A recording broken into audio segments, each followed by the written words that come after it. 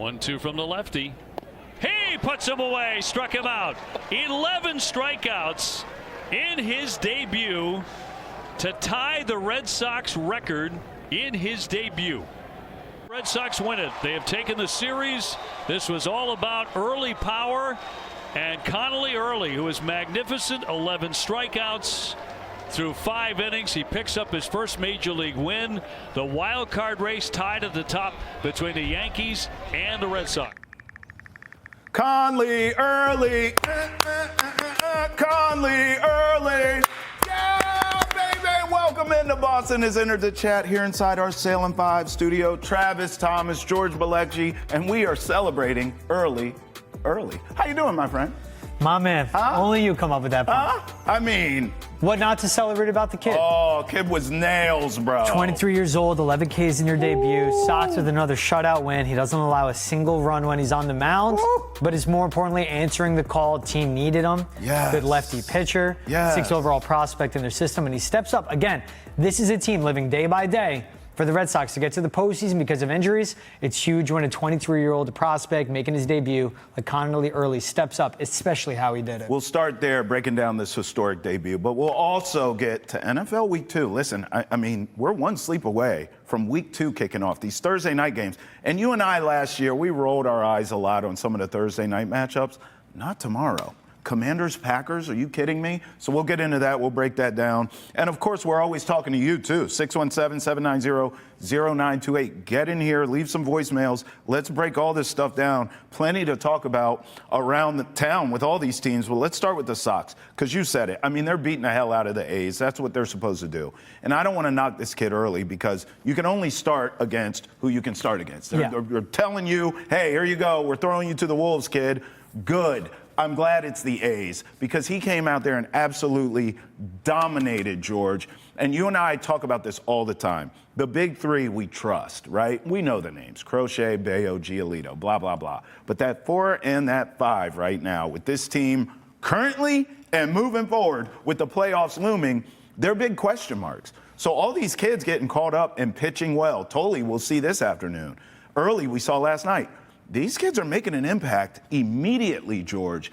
Does it give you sort of an exhale as we move forward with this team, or are these question marks still looming too large for you? They still have to loom. Like, there still has to be that question there because they still are prospects. You could have a good debut, but that's just a debut. You can still not be a major league pitcher after that point. Right. Just have a good day against a bad lineup. Well, we saw that a little bit with Tolle. In his next start, he didn't look as good. We'll see today. Right, but I'm not going to have a second start take away from what I think of these guys long term. Like, like Payton Tolle, his ceiling is basically being an ace or a top end of the rotation starter. Right. Connelly Early, his ceiling is being a back end of a rotation type starter.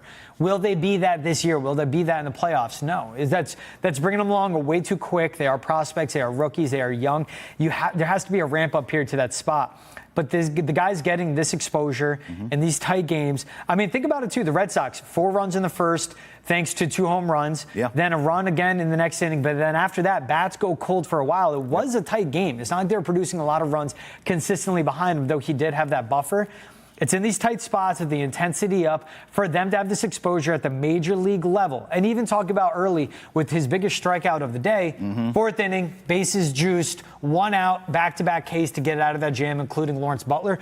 It's stepping up in big spots. And what we saw with Payton Tolle of a guy that's going to come out and dominate with the fastball, Connelly Early, it's not the fastball for him, but it's his secondary, it's his third pitch. He's got stuff. Curveball, changeup, exactly. Throwing a lot of slider in there as well. As a left-handed pitcher, different stuff, breaking in different directions, keeping major league batters guessing. If you're not going to have crazy velocity, at least you have good command and movement, and he certainly showed he could do that.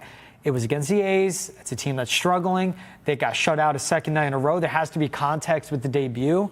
But to me, the most important thing, you go out 11 strikeouts. What that shows to a dugout full of vets, full of older Major League Baseball players, when you show out like that boosts their confidence. And it's, again, this is just a team that continues to rally around one another and play for each other, too. Well, listen, Jemai Webster caught up with the man of the hour. Now, it was a late hour, no doubt, but he did catch up with Early, late about his historic debut. Take a listen. All right, thank you very much. Well, Connelly, you've had quite the baseball journey. You sat in the dugout the entire game. How do you describe what it was like making your major league debut? Yeah, I mean, it was amazing just to go out there and, have that first opportunity. And, long day of travel yesterday and just getting to the field, seeing all the guys, seeing guys that you don't even imagine being next to most of the time. So it was amazing and just a bunch of joy. We saw you eagerly pacing the dugout, moving around constantly in that top of the first. What's your mentality before you get out there when you touch the rubber and you're already up a 4 spot? Yeah, I mean, having those 2 homers from our offense in the first inning is great. And just trying to stay moving in the dugout, stay as warm as possible, and be ready to go from pitch 1. When you get a lead like that, 4-0 after the first, you're trying to just step on them and keep attacking. You retired the first 8 batters you faced, 11 strikeouts at the end of your night. Working with Narvi for the first time, what was working tonight for you guys? Yeah, I think we just did a good job at keeping a constant mix. Honestly, just helped play everything off my fastball, and was able to get some swing and misses down at the bottom of the zone on secondary pitches, and I think we did a really good job, especially making some big time pitches when runners were on. You had your family here tonight as well. We had a chance to speak with them during the game. How satisfying, or how significant, I should say, is it to have them here supporting you to experience this? Yeah, it's amazing. They've been with me every step of the way, and they've always been here for my best interest. And just being able to have them here is amazing, and have them see me go out there and take that mound. And I mean, I know that they probably have a bunch of feelings about it and everything, and we're definitely fired up at some spots. So it's great to have them here, and I'm really looking forward to seeing them. Yeah, after talking to them, I can tell you they definitely had a bunch of feelings about it. Congrats on your first Major League win. Thanks so much for the time. Yeah, thank you. I mean, George, I'm jotting down names here that I know off the top of my head of pitchers on this team all season long who are either injured or no longer here, right? I mean, Richard Fitz, Tanner Houck, Hunter Dobbins, Cutter Crawford, Dustin May, we know now, Sandoval, Priester was traded, right? Criswell, Buehler released. Like, this has just been a roller coaster of emotion, right? And now we've talked about this with Roman Anthony, where it's not so much the Red Sox put the pressure on Roman Anthony to save the season, but he just elevated and he saved the season. Well, now I'm looking at this. Look at all these young guns we're talking about. Tolle, Early. We may see Kyle Harrison today. Like, you're putting all your eggs in the young guns basket, but it almost feels like necessity. You don't have a choice. And it's optimism for down the road, too. I mean, for Early to step in, and when a guy that, now he was clocked in his fastball at 96, but he sits more around 94. So it's not crazy velocity when it comes to being a major league pitcher. Right. But as a lefty, again, when I talk about having a second, third, fourth pitch that he can consistently go to and keeps batters guessing, if you're not going to have velocity, you have to have that. And he also knew how to use them as well. He's not relying on the fastball. He was mixing all 4 pitches in. And if you keep a batter off balance, keep them guessing, and with movement, never let them get comfortable, that's how you could get by. So it's the IQ that he showed, along with the ability and talent to have multiple pitches. And to be a guy, again, if you're not going to blow by them, but then think long term. Crochet's on an extension. Brian Bayo's on an extension. Payton Tolle is just a prospect, just a rookie. Same thing with Early, just a prospect, just a rookie.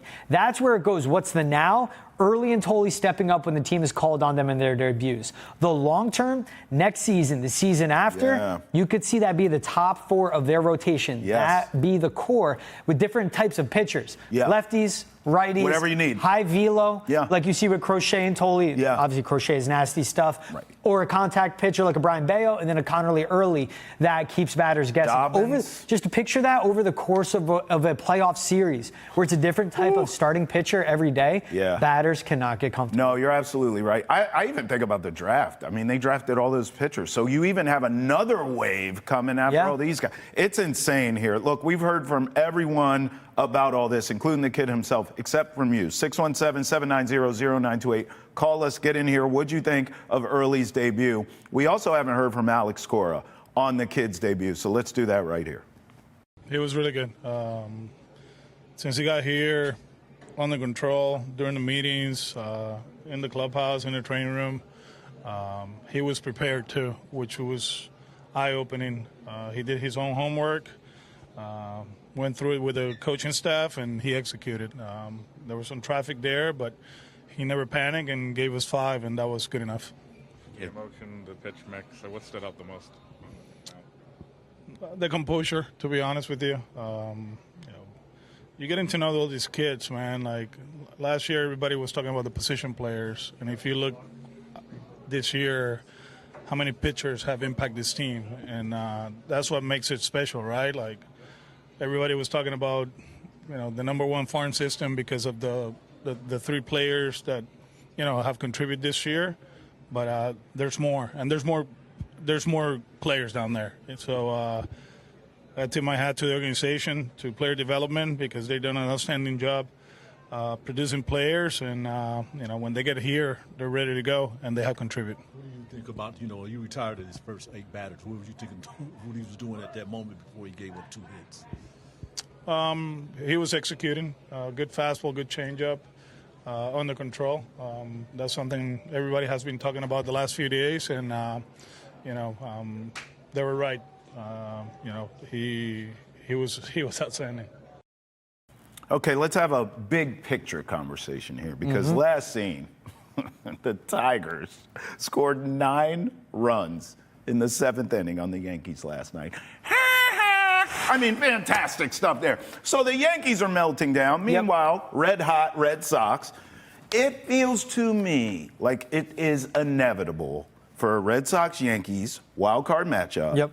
And the rest of this regular season, stay with me, is for the Red Sox to make sure that series is here at Fenway. Yes. That's what it feels like to me. Does it feel that way to you? Yeah, they certainly get a boost playing at Fenway. You can't ignore that. And now the Yankees, in a way, without Garrett Cole, credit to them, they found a rotation. They have. Rodon, Schlittler, and Max Fried. Yep. But I will take the rotation, the top-end guys that the Red Sox would throw out there. Crochet, Bayo, Giolito. Yep. We'd see to get in the 4-5 game. And also, I would actually take the middle of the bullpen for the Red Sox against the Yankees. Devin Williams has not been that guy in a high-leverage situation. The Yankees need to be a setup closer in the 7th or 8th inning for theirs. But when you have Garrett Whitlock and Aroldis Chapman, this is, again, a team that I keep saying, they live day by day, game by game.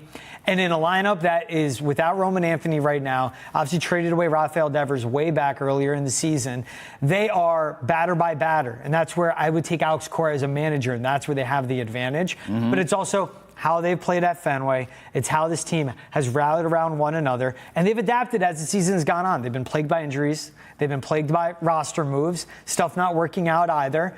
And guess what? They found a way to win. The Yankees have dip and jack baseball. They have a lot of power throughout that lineup. But this is a Red Sox team that's embracing the small ball, embracing winning on the little things, which they weren't doing beginning of the year when they were losing all the extra innings, the one-run games, the frustrating losses that put them in a hole. But they've been surging since the All-Star break, and we've seen what this team's put together. Okay, well, no disrespect to the A's, but all disrespect to the A's. Let's look past them. Friday night, Giolito. Saturday afternoon, Brian Bayo. Sunday night, Garrett Crochet, all against the Yankees. I mean, you control your own destiny here. You're facing this team head-to-head. And by the way, the rest of the way out, just because we're here, you get Toronto, you get the Tigers. Like, I look at this team as right now is an opportunity for the Red Sox. Yes, you beat the A's. Yes, you're on a win streak. You've kind of turned it around since Roman Anthony has gone down. But this is now, looking forward, starting with the Yankees, this is your opportunity to control your own playoff destiny. I, for one, giving you the big 3 there against the Yankees here at Fenway, I think they win that series. I'm not going to go crazy and say they sweep them. And if they do, oh, my God, this show. But I do think they'll take 2 out of 3 from these boys, don't you? I'd certainly do. And that's where, with how all the matchups fall, and it's what the rotation is. Yeah. That's where, like, they have arguably the best pitcher in baseball. There's Tarek Skubal with the Tigers. Yeah. There's Garrett Crochet with the Red Sox. That's it. That's how it can go. When you look past the Athletics, day off, come back, host the Yankees, which is big. And then from that point on, what they have is all games on the East Coast. Even when they go on the road, it's at the Blue Jays, right? They'll host the Athletics as well. But it's how their schedule all falls together, is how the rotation goes. And this is a team that consistently wins, and they're 8-2 against the Yankees up to this point in the season. That's what it's been. They've won the series against them. There is the boogeyman that is a Red Sox for the Yankees. That they continue to beat them and dominate them. And again, it's the advantages in the ace, the advantage is in the veteran leadership. Sure. But you have Bregman against Judge, but it's also the advantages in the bullpen, the back-end closers, and the manager. That's what has to be heralded for this Red Sox team. When they're hosting the Yankees, that you have Alex Cora in the opposite dugout across Aaron Boone, that gives you a big advantage. Amen, my brother. Hey, before we go to break, we do have, what was that? Okay, we have breaking news. The Tigers just scored on the Yankees again. I really thought you were serious. This early in the morning. Hey, if you want to make fun of the Yankees, this is a show for you. 617-790-0928. Come on in. When we come back, we'll explore what's trending in the world of sports, and we'll still be making fun of the Yankees right here on Boston Has Entered the Chat. Time now for what's trending in the world of sports, and this is a portion of the program where George checks me, and he says, Trav, you got too much hate in your heart. Okay, you just got to relax. No, let it out. Let it out. Okay, good. Because let's start here. The Dolphins are signing guard Cole Strange off the Browns practice squad.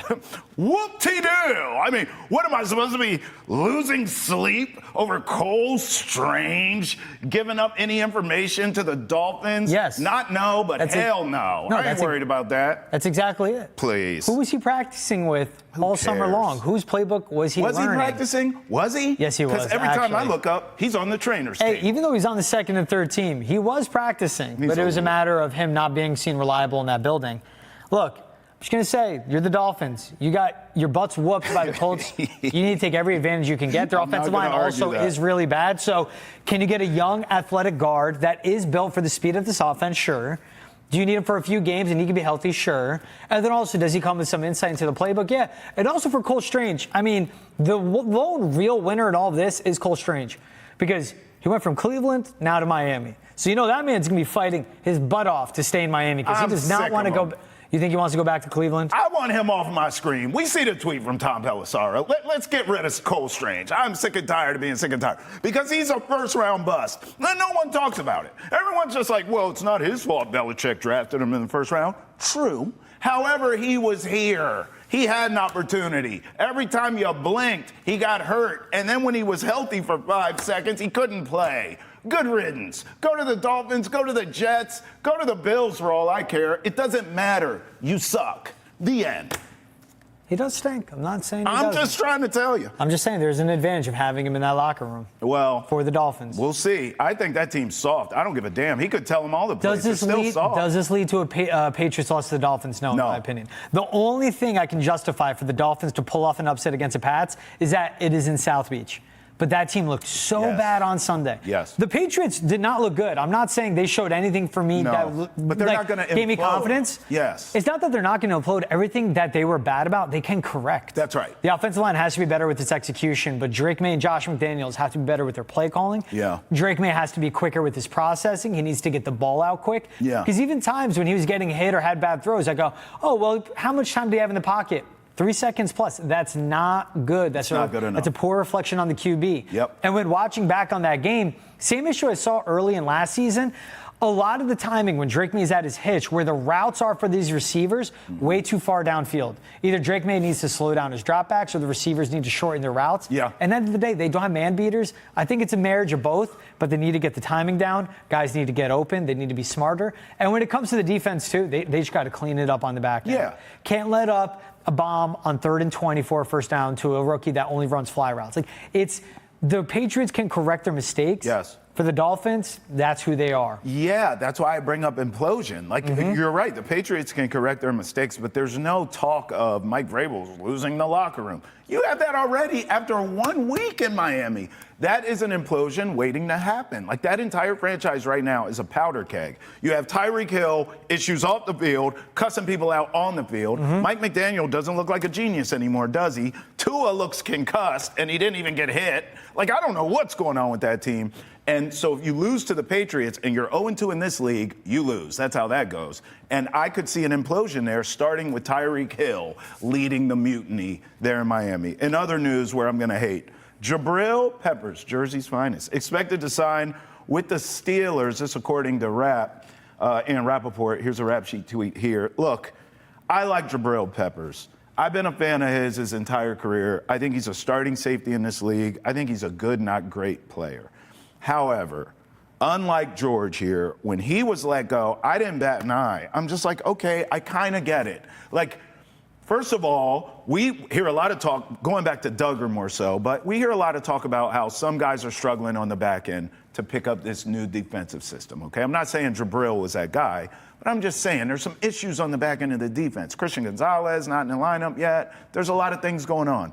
This guy, every time I look up, he's putting out rap songs and promoting his rap album. Like, what are you doing? Are you Future or are you a football player? I can't have it. So I understood maybe he's distracted and that's why you let him go.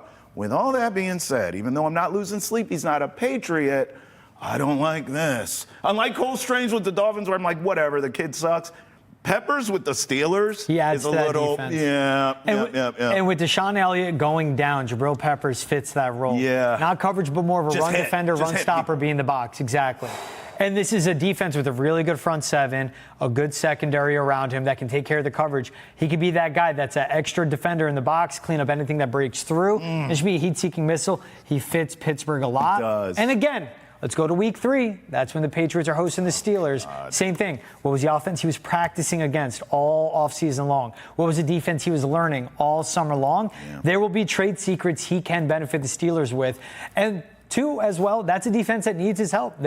As great as that Steelers win was in their debut, as youthful as Aaron Rodgers looked, they still let up 30-plus points to Justin Fields and the Jets. That defense is supposed to be much better than that. So they lose Elliott, bring in Peppers. It's not like adding Peppers to Elliott, but they need the help they can get to improve too. Okay, I mean, look, I just jotted this down because I've been hating all segment. So I'm like, you know what, Trav? Kinder, gentler. So I wrote down best case scenario for these two losers we're talking about, okay?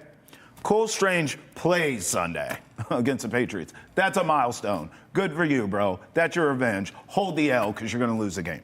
Peppers is going to knock people's heads off all year. Maybe he hits one of the Patriots. Maybe he gets a fumble. Maybe he gets a pick. Good for you. I still think the Pats win that game, too. Hold the L. Neither one of these guys move the needle in terms of wins and losses, as far as I'm concerned. Pepper's a nice fit with the Steelers, I'll admit, but you're not, what are you going to add, a win or two to their schedule? Of course you're not. Cole Strange doesn't even matter. So both of these guys being kind here, sure, you can get revenge and play well against the Pats, but I still don't think either one of them are winning the game. I know the Dolphins ain't winning this week, and the Steelers, we'll see how they look in week 2 before I make that prediction. But I think the Patriots have a chance in that game too. I do. I give them the advantage against the Dolphins off pure toughness, and I'll give the coaching. That Steelers offense, though, is going to give them trouble. If Aaron Rodgers continues to look spry. Who do they play this week? Do you know? For the Steelers? Yeah. Filibuster, I'll look it up. It's still that's a matchup where the Steelers couldn't get the ground game going, essentially. Steelers-Seahawks, that's going to be a good test. That's a really good Seahawks defense. It's in Pittsburgh, and that is a good Seahawks defense. So that's a good test. Let's see how they look against a real defense. That's all I'm saying. It's, again, the worries to me and what was, in a way, disturbing with what the Patriots' performance was, it was all self-inflicted. Yeah. Discouraging, better way to put it. It was that the offense never looked in sync, and Drake May, way too much of happy feet in the pocket. He's young, he's good, he's still very inexperienced when it comes to his football life. He needs to just settle down, man. He needs to settle down. I have confidence he will. All right, Bruins GM Don Sweeney confirmed what many of us already thought at this Bruins Foundation annual golf tourney. Many of us already thought the Bees won't have a captain this season. Well, Don Sweeney pretty much confirmed what we were all thinking. Take a listen. Well, everything's on the table. Right now, we've been forward with everybody and honest with everybody that we're going to start without it. We've got a leadership group that's been meeting amongst themselves, and I think eventually somebody will emerge as the guy that should be the next captain. It comes with a lot of responsibility. So I'd like to see it more of a little more organic, natural progression of it, rather than just with a new coach and having management or somebody. I just think those two things, if one does it without everybody being on the same page, it can become awkward. I think now we just move forward with the leadership group that's going to be established, and let Marco have his own communication with them, and let them have communication with themselves in terms of what direction they want to take this team and who emerges as the ultimate leader and the next captain of the Boston Bruins. I mean, George, when I hear these comments, I don't know about you. I want your take, but I hear fairness there. I don't, go earn it, bro. Yeah, you're not just going to give it out because you're supposed to. I'm fine with this. Are you? Yes, I am, because that would be a reality check for the guys in that dressing room, too. If you haven't earned it, that takes self-reflection. It takes some introspection as well. Right. Okay, what do I need to do better as a leader to wear that patch? It's not something you're entitled to. That's not something that's just given. You have to earn it. And for the leaders in that locker room, Charlie McAvoy, David Pastrnak, the guys that have to be those leaders, and I've been with the Bruins since they've been drafted, been with that team and that culture for a long time. Obviously, they're not where they're supposed to be when it comes to leadership and their maturity, so they have to look within. I think this is the right move. If you don't think you have it, there have to be tough conversations, and you have to make tough decisions to get back to where you want to be. Sure. For the Bruins, it's getting into the playoffs, and it's also being a contending team and putting it all together. Call us 617-790-0928. When we come back, more sports right here on Boston Has Entered the Chat. Remember, you could catch us every day, Monday through Friday, 8 a.m. on NESN, 9 a.m. right here on NESN Nation. We'll be right back. Roll with us.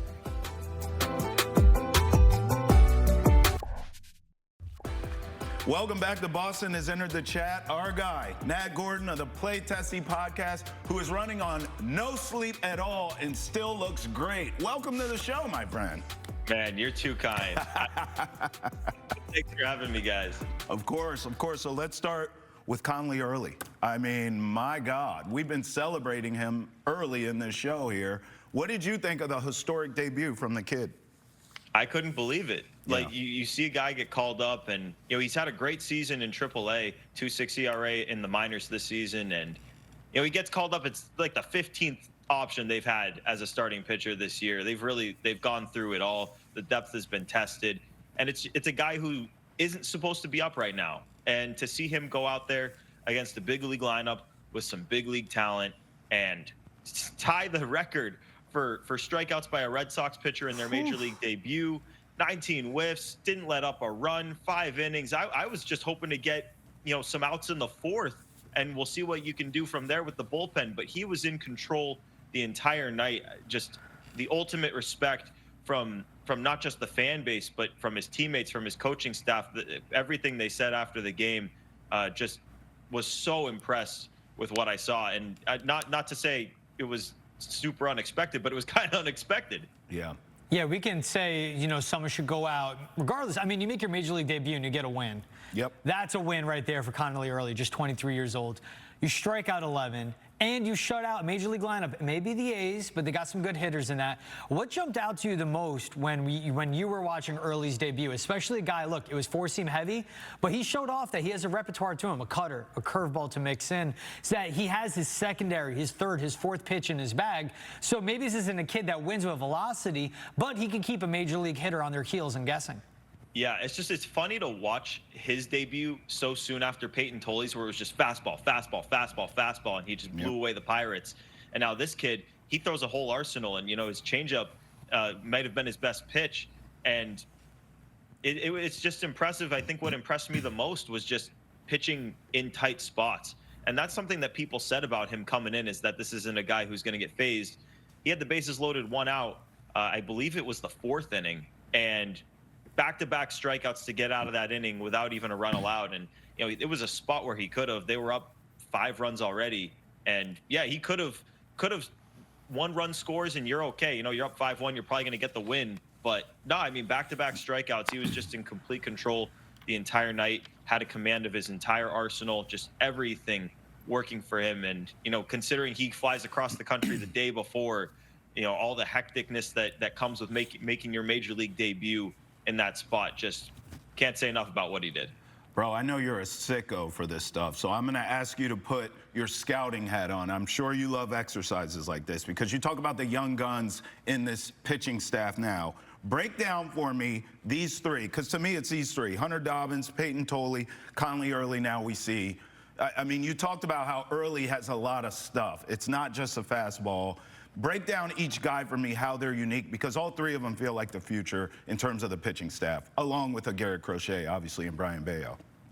Yeah, it was so tough to see Dobbins go down when he did, because that guy to me is just the ultimate gamer for the right spot. It's great to have a dude who comes up and just already hates the Yankees. So that that sucked to see him go down the way he did. I mean, one of his best starts of the year was right after the New York media was coming after him for all that stuff with his dad and him saying he didn't like whatever Dobbins doesn't like the Yankees, all that. And he pitched great, won them a game on Sunday Night Baseball, 2 wins on Sunday Night Baseball for him this year. But with the other guys, I mean, Tolle, right now his fastball was maybe the best pitch in all of minor league baseball. It comes up and it plays at the major league level. Obviously called up a little bit earlier than maybe you would have liked with a guy like him, but it was by necessity. He's still working on his secondaries. You saw it in the second start. The Diamondbacks leaned on the fastball. They sat on the fastball all game long. He had some trouble landing his changeup, curveball.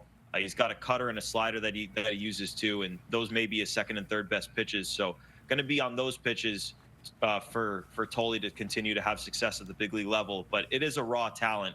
As soon as those secondaries kind of get cleaned up, and maybe it's next year, but that kid could be an absolute monster at the big league level.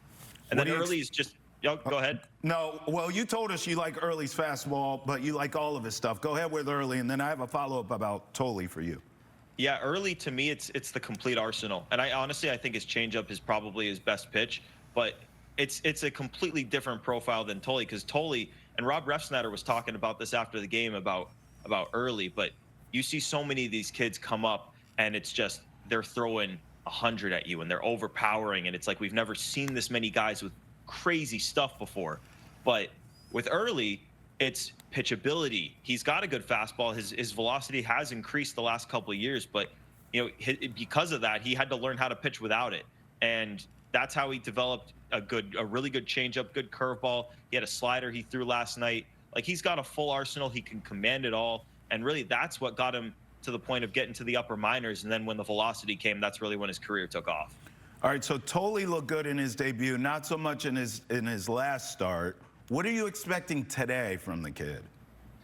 It's interesting because he hasn't pitched on a major league 4 days rest all year, and this is his first professional season.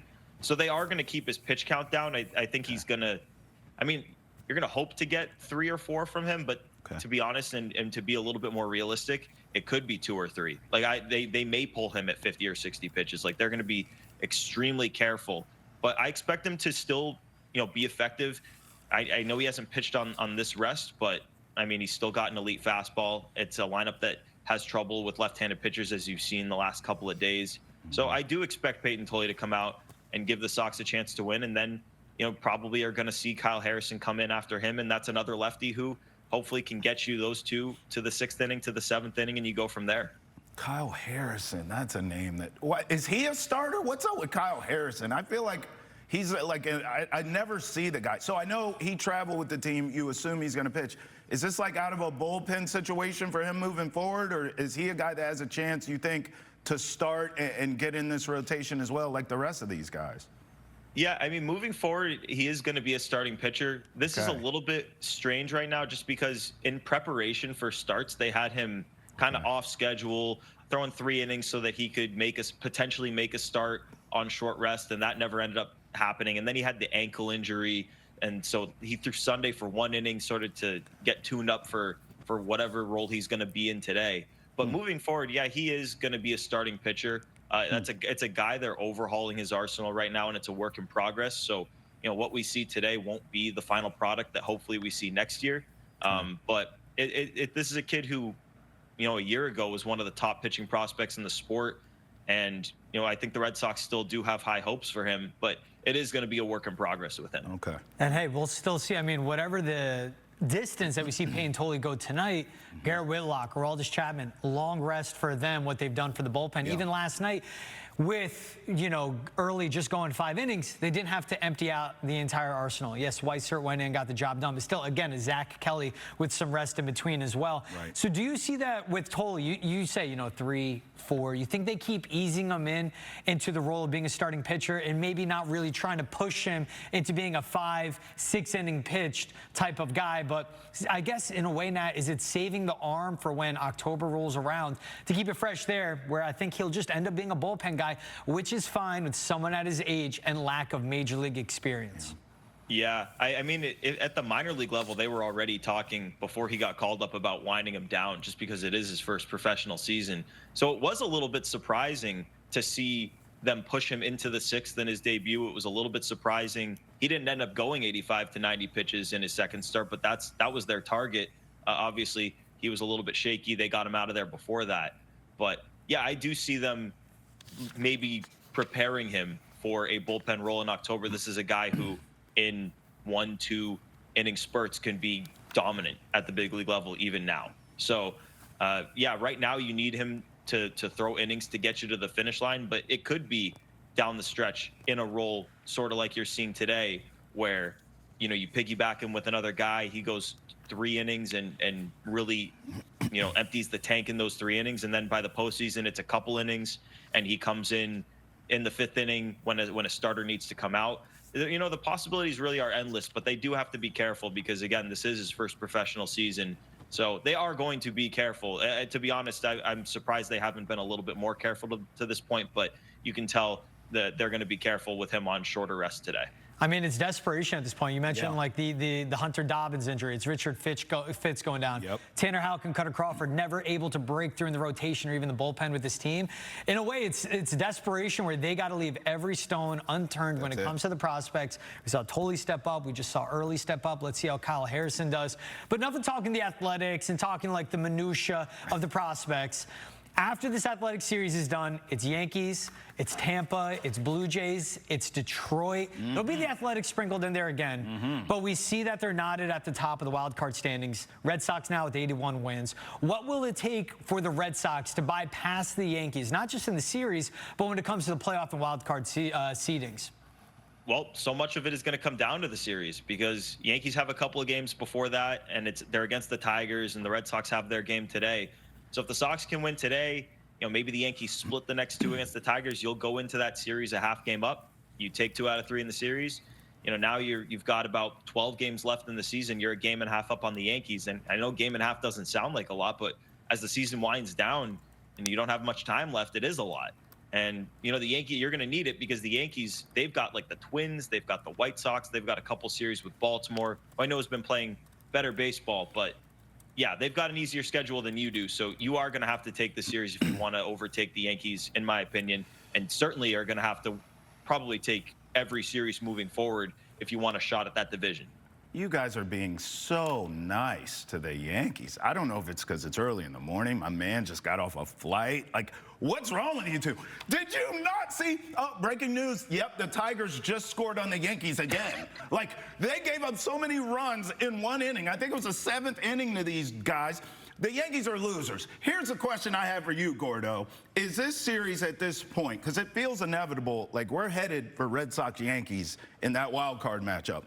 I almost look at the rest of the regular season. You tell me if I'm overstepping here, but I look at the rest of this regular season as who's going to have home field out of those two? Because it just feels like they're going to end up playing each other. And if the Red Sox can get that #1 wild card spot, then it's at Fenway. And that means Yankees, you lose. Not to say they can't go to the Bronx and win that series, but boy, do I feel better if it's at Fenway. Am I overreading this, Gordo? No, you're not. You're not. Because if teams do anything remotely close to what they should do the rest of the way, that it's going to be those 2 teams in that series. I mean, the Jays would, like, again, 3 games, it doesn't sound like a lot, but with as little time as there is left, it's going to be tough for either the Sox or the Yankees to catch them. And it's the same thing. The Red Sox and the Yankees have a good amount of distance. I think it's 3.5 games right now between them and the Mariners. So, yeah, it really is going to be a fight for home field advantage in that series if that's how it goes. But to your point, that inning last night may have been maybe the worst inning of baseball I've ever seen. I turned the game on. Yes. The Tigers had the bases loaded, and it was tied. And 3 pitchers later, like a million walked-in runs hit by pitches. It was crazy. 9 runs in the inning. Unbelievable. Hey, don't forget that 1 inning we saw from the Yankees defensively against the Dodgers in the World Series, where the whole thing fell apart on them, too. That's right. But that's what that team is at this point. Like, it's the regular season success. They have a deep lineup, a lot of power. Like, Jazz Chisholm, 20-plus home runs. You have to take advantage of when a guy like that is hitting in that fashion. And then they add in the vets that they have throughout this lineup. When it comes to the Yankees and the Red Sox, where do you see the Red Sox having the advantage in a matchup with the Yankees? 3 games in the Bronx like we'll have, or whether you flip it to where it could be a wild card series? Well, with the Sox and the Yankees, look beyond the paper, because just in the season series this year, it's been dominance from the Red Sox. So what is it? 2 out of 3, a sweep, and 3 out of 4, if I'm not mistaken. Yep. Like the Red Sox have just had their number all season long. Doesn't matter if they're throwing their best guys. Like this weekend, you'll miss Rodon and Schlittler, but you'll get Max Fried, you'll get Luis Heel, you'll get Will Warren, like guys they've seen. So it's hard. Like with the Red Sox Yankees, like I keep talking about how important I think home field advantage is, but with this matchup, even on the road, I think I'm taking the Red Sox even without Roman Anthony, with everything working against them. How can you go against the Red Sox with how this season series has gone between these two teams? Well, listen, I wasn't going to go here, but you brought up the Roman Empire, so now I have to go here.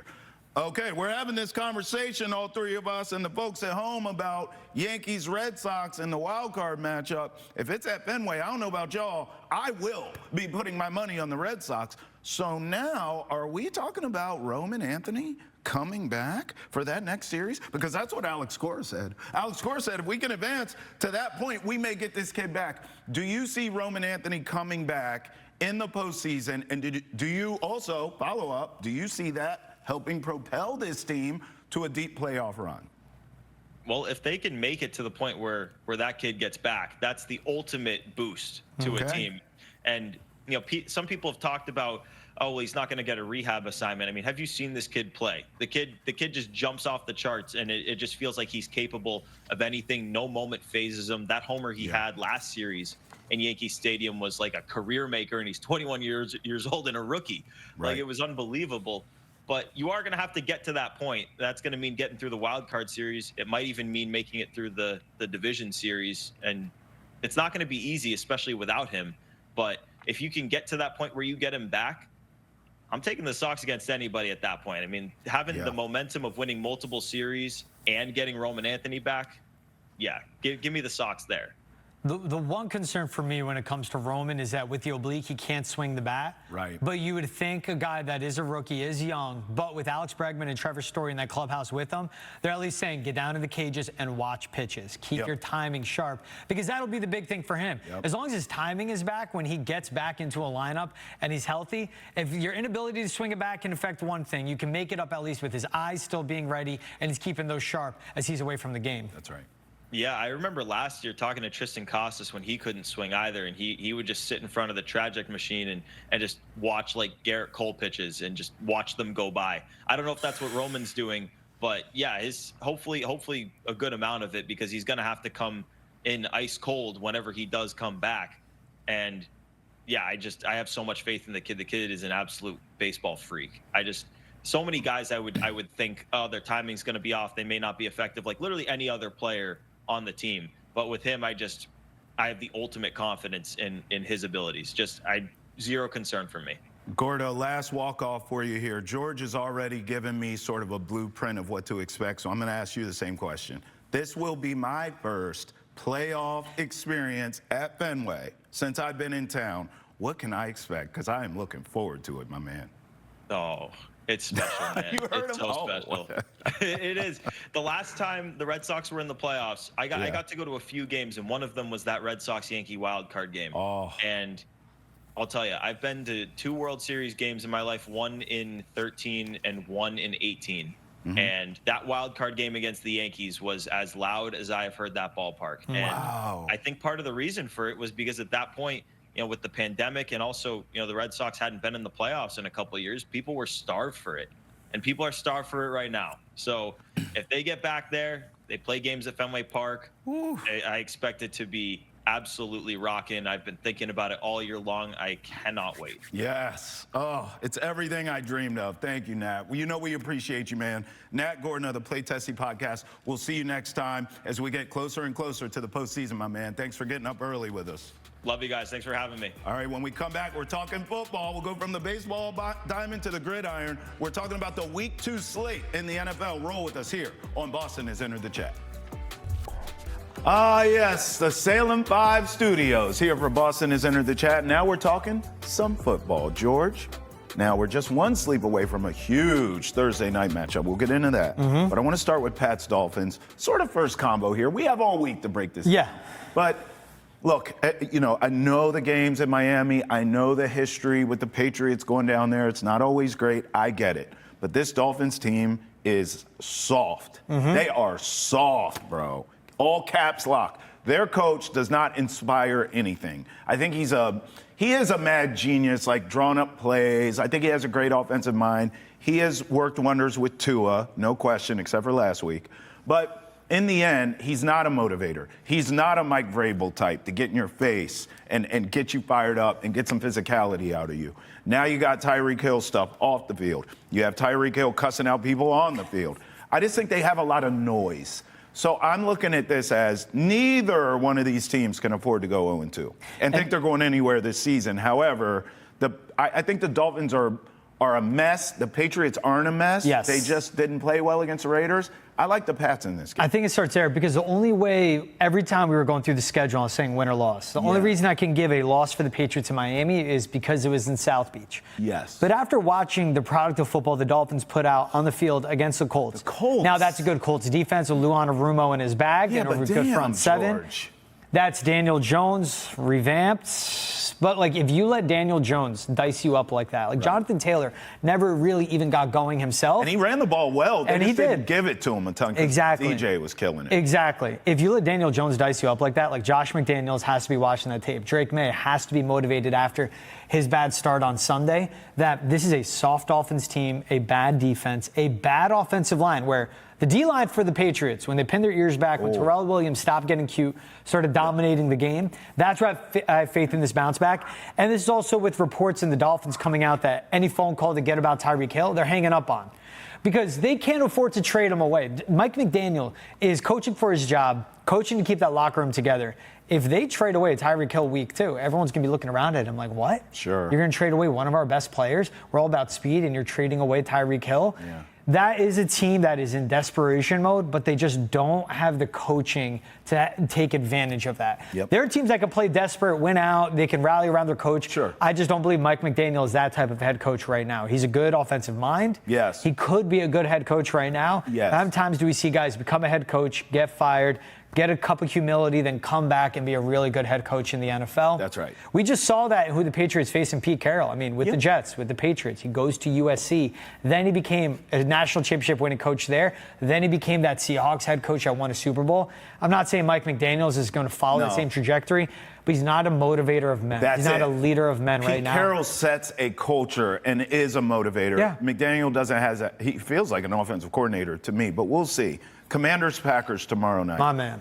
I mean, look, I'm all about the Eagles. They could repeat for all we know, but This Packers team this game could be an NFC championship. It could be an NFC title game. If you told me this is an NFC title game, I would say what happened to the Eagles, but I wouldn't be shocked, George. You would also see two teams, and you could go, I could very well see them winning the Super Bowl as well. Yeah. And it's driven by the quarterback for Washington. It's driven by the defense for Green Bay. And then you get into Jordan Love is healthy. It's only week 2. But you have to go back to last season and remember, right off the bat in week 1, Jordan Love injures his knee, comes back, injures his groin, was never right. The offensive line and the receiving core was never healthy either. This is an elite front seven.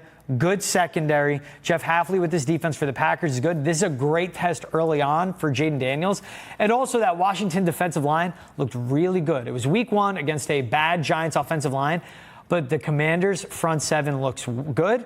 And also how they were able to get the ball to Terry McLaurin. They were able to get the ball to Deebo Samuel, and Jaden Daniels already in his bag. This is a great Thursday night matchup, and again, against 2 contenders in the NFC. 2 teams that should make a deep playoff run. I have a Packers-Ravens Super Bowl prediction. That's my prediction. I actually have the Packers in the Super Bowl. I think they're that good. And to be honest with you, whoever wins that division, whether it's Detroit or you're wrong, they don't make the postseason, whatever. But whether it's the Packers, Lions, the way the Vikings looked the other night, I think whoever wins that division will be in the Super Bowl. Speaking of which, in that division, Bears at Lions, neither one of these teams can afford to go 0-2. However, one of them's going to go 0-2. You have the Lions not making the postseason, which I think is a hot take. But looking at week 1, you may be right. You think the Bears bounce back here and beat the Lions. That's where it's an interesting one. It's in Detroit. Yeah. It's going to be indoors. It's Ben Johnson's return to Detroit. Weapons galore. And it's after him and Caleb Williams put together a really bad second half of football. Looked good in the first half. They did. They looked great. And then Caleb was within the system, still freelancing, still making off-script plays where you have to tap into his creativity and his brilliance and his talent. But then you can see in the second half him getting away and going back to like USC Caleb Williams. But in Detroit, and this is going from a matchup with Brian Flores, who's one of the best DCs for the Vikings, to Detroit, where they're still trying to figure out their identity and what that team can provide. I do like Chicago in this matchup at Detroit. Me too. And it's me betting on Ben Johnson. That's what it is. This is a good Lions team, but they lost a lot of the offensive line. They got pushed around at the line of scrimmage. They look soft like the Green Bay Dolphins. was a tougher team. Yeah. But so there are two teams that got embarrassed on Sunday. Yeah. Now, do you believe in Ben Johnson, a rally of troops, or Dan Campbell? You'd bet on Dan Campbell. But it's, again, I like the structure of this Bears team, and I'm betting on Caleb Williams in this spot. No doubt. All right. I love this game. Hey, we're going to break here shortly, but Eagles-Chiefs Super Bowl rematch. Now, this is the kind of game in Arrowhead, I'll take the Chiefs, right? If you tell me that we're getting this Super Bowl yet again, the first thing I'm going to do is jump off the Zachem. The second thing I'm going to do is take the Eagles to win that Super Bowl. But in a regular season, too much. In a regular season game in Kansas City, I'll take Mahomes to win that. No, I'm taking the Eagles on this one. What? The Chiefs, they look old. All right. They get pushed around at the line of scrimmage. Travis Kelce, Chris Jones don't have it. When you have a team as talented in the trenches, especially on the offensive line like the Eagles, I'll take the Eagles in this one, and especially how good their back end is. It's still a Chiefs team trying to figure out life without Xavier Worthy. They had a lot of big plans from this year. Yeah. They're still trying to figure it out. Hey, and look at the AFC. Bills at Jets. Never thought I'd be circling that for week 2. Me either. But how Justin Fields looked, led by Tanner Engström, where they're just letting him play. You going upset? Garrett Wilson against a bad Bills secondary, but the Bills coming off the big win. You going upset? I'm not going to go Why upset not? here. Why not? Give me the over. I think we see a lot of points scoring? Josh Allen, Okay. what he is with Superman, how Aaron Rodgers was able to pick apart this Jets defense, but also this Bills defense I don't believe in. I'm not going upset against Josh Allen. I might, bro. They just beat the Ravens. Yeah, that was crazy. Ravens had that game won. I mean, bro, I went to bed. Ravens got this. Woke up and said, who, what, when, how? Derrick Henry fumbled what? I know. But that's what it is. And also one, just a little truth serum, Broncos at Colts. Daniel Jones looked great. Yeah. Now you get the Broncos. You get Let's a see how real you do. defense, a real coach to scheme against you. I like it. 617-790-0928 if you want to talk football with us. We're always open for business there. Now, the party stops here on Nesson, but it does continue on Nesson Nation. So come on with us, would you? Boston has entered the chat. We'll see you there.